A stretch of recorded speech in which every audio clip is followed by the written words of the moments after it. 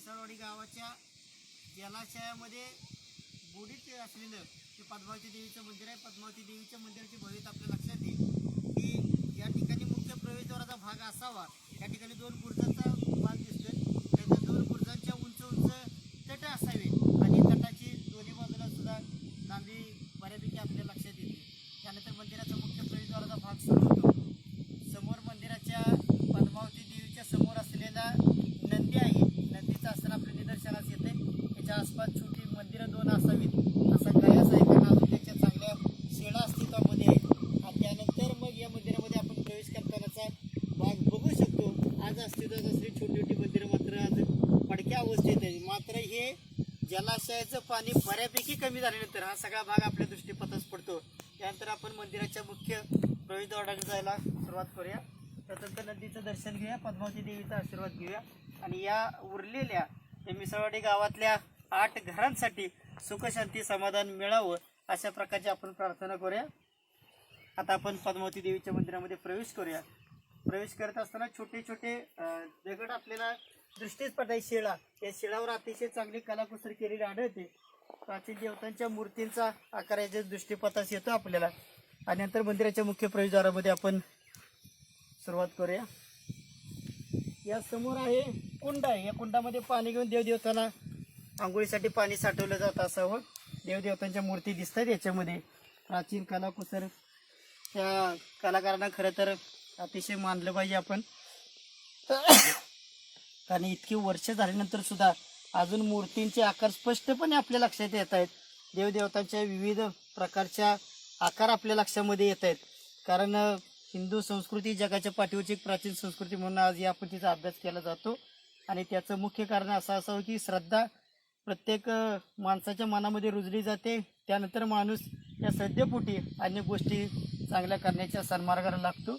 यापैकी काही पुन्हा एकदा आपण मंदिरातल्या मूर्तींचं अवलोकन करूया. त्या मंदिराच्या मूर्ती आहेत. त्या मंदिराच्या मूर्तीवरचे हाताचे ठसे दिसत आहेत, पशूचे आकार दिसत आहेत, बैलाचे आकार, त्यानंतर देवदेवतांचे छोटे छोटे मूर्ती दिसत आहेत. त्याच्यामध्ये सुद्धा प्रचंड देवतांच्या हाताचे आकार दिसत आहेत. यावर सुद्धा देवदेवतांची चित्र चितारलेली दिसत आहेत. हा मंदिराचा मुख्य प्रवेशद्वाराच्या चौकटीचा भाग असावा आणि त्यानंतर हे पडझड झाल्यानंतर याचा हा भाग खाली आलेला असावा. आज सुद्धा पडक्या अवस्थेमध्ये परंतु तितकंच प्रभावी असं देवदेवताचं व्यक्तिमत्व आपल्या लक्षात येतं. या ठिकाणी मुख्य देवतेची म्हणजे पद्मावती देवीची मूर्ती स्थापन केलेली असावी, कारण हा मुख्य भागच आपल्या लक्षात येतो. गाभाऱ्याचा हा भाग असावा, इथं पद्मावती देवीची मूर्ती स्थापित केलेली असावी. कालांतराने मात्र या लोकांनी पुनर्वसन झाल्यानंतर इथले मुख्य देवतेचे पासाने खाली आपल्या कुसवडे या गावी घेऊन गेलेले आहेत आणि त्या ठिकाणी पुन्हा. परंतु इथं जे आपल्याला दृष्टीस पडते की इथं हिरवं वस्त्र आपल्या दृष्टी पडते. या वधूवरांचं विवाह निश्चित केला जातो आणि त्यानंतर मग विवाह निश्चित झाल्यानंतर ही लोक या देवदेवताची साडी चोळी देऊन तिची ओटी भरण्यासाठी पद्मावती देवीला इथे येतात. या ठिकाणी सुद्धा काय देवदेवतांचे औषध दिसतं. नुसतं जे खोबऱ्याचा तुकडा दिसतोय, सुपारी ठेवली दिसते. म्हणजे आत्ता ज्यांचा विवाह होणार किंवा झालेला आहे काही दिवसापूर्वी अशा लोकांनी तिथून देवदेवताची साडी चोळीची ओटी भरलेली दिसते. ते मंदिराचे पडझड झालेले अवशेष आपले दिसते. त्या भिंती दिसत आहेत. भिंतीचे मोठमोठाले पाषाण आता या अनेक वर्षाच्या उत्पातानंतर हे ढासळलेल्या अवस्थेमध्ये दिसत आहेत, भग्न दिसत आहेत. परंतु अशा प्रकारचे अनेक मंदिरे या जलाशयामध्ये दडलेले आहेत. आणि खरं तर हा या कोयनावासियांचा पाटण तालुक्यातल्या या ज्यांच्या संसाराची खरं तर राग रागोळी म्हणायला काही हरकत नाही की ज्यांचे संसार उद्ध्वस्त झाले, परंतु महाराष्ट्राला ज्यांनी लख प्रकाश दिला, त्याचबरोबर महाराष्ट्राच्या औद्योगिक क्षेत्राला चालना दिली, अशा प्रकारची महाराष्ट्राची भाग्यलक्ष्मी म्हणून ओळखलं जाणं कोयना धरण ही याच ठिकाणाहून सुरुवात झालेल्या या जलाशयावर वसलेलं आहे कोयना नगर या ठिकाणी. पुन्हा एकदा आपण मंदिराच्या प्रवेशद्वारातून बाहेर जाऊया आणि या मुख्य चौकटीवर आता ज्या ठिकाणी आपण उभं आहे त्या ठिकाणी मुख्य चौकट असावे. प्रचंड आकाराच्या शिळा या ठिकाणी सुद्धा असाव्यात आणि चांगलं भक्कम बांधकाम इतक्या वर्षानंतर सुद्धा आपल्याला जाणवत आहे चांगलं.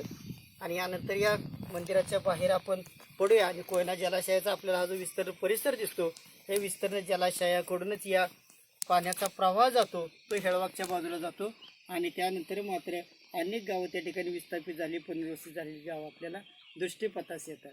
अशा प्रकारचे कोयना ट्रेकचा झालेला हा दुसऱ्या पर्वातला एक ऐतिहासिक प्रसंग आपल्यासमोर आम्ही सादर करतो.